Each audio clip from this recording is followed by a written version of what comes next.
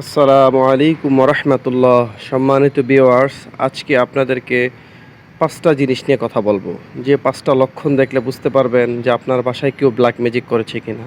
1, স্বামী স্ত্রীর মধ্যে দ্বন্দ্ব লেগে থাকা, ঝগড়াঝাটি হওয়া। 2, পরিবারের সদস্য একের পর এক অসুস্থ হওয়া।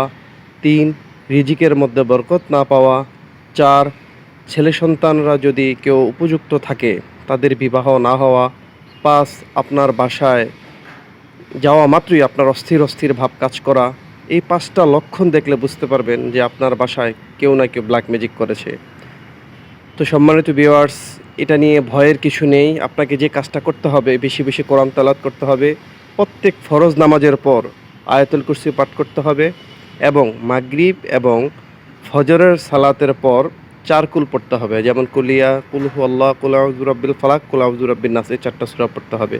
ইনশাআল্লাহ আল্লাহ সকল প্রকার বালা মুসিবত থেকে হেফাজত করবেন। আসসালামু আলাইকুম ওয়া রাহমাতুল্লাহ।